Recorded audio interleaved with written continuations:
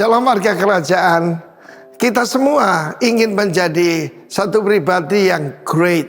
Bukan besar, kaya, tapi lebih hebat dari itu. Great, agung. Sebab Tuhan berkata, berikan kamu itu kemasyuran. Kemasyuran tentang karakter. Belakangan ini ada great talk antara seorang pewawancara dengan Bapak Rudi Hartono. Nah, saya punya kenangan dengan dia.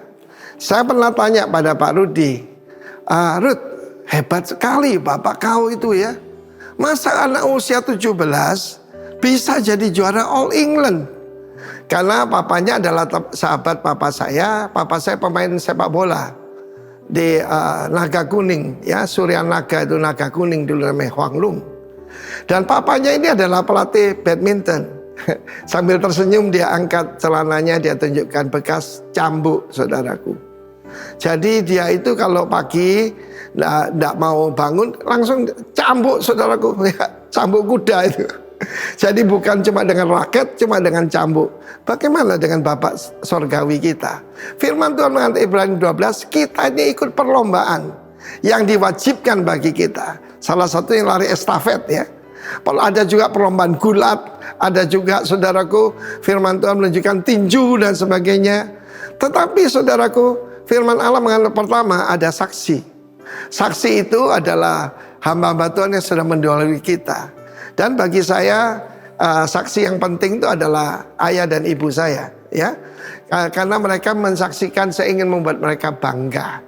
Yang kedua, firman Allah mengatakan akan ada yaitu hajaran, didikan, supaya kita ini mendapat bagian dalam kekudusannya.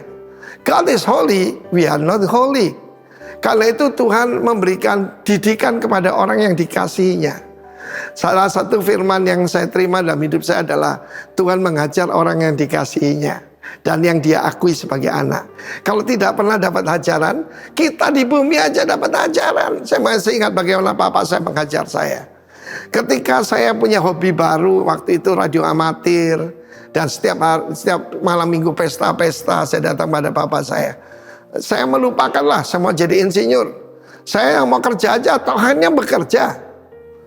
Saya putra satu-satunya dan kesayangan orang tua saya. Papa saya bilang, masuk dalam kamar. Saya sudah mulai tegang nih, benar saudara, ditempeleng saya. Anak bodoh. Pada waktu itu papa saya ini kan jagoan saya ditempeleng itu saya berputar seperti gasing. Tetapi pada waktu akhirnya pikiran saya terbuka karena firman Allah mengatakan kebodohan akan hilang dengan hajaran kepada anak muda ini.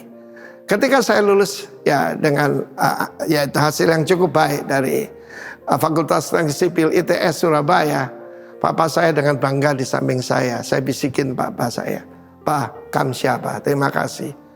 Apa? Kamu siapa? Yang dulu ditempeling tuh Pak. Kalau enggak aku enggak jadi insinyur, aku jadi gelandangan.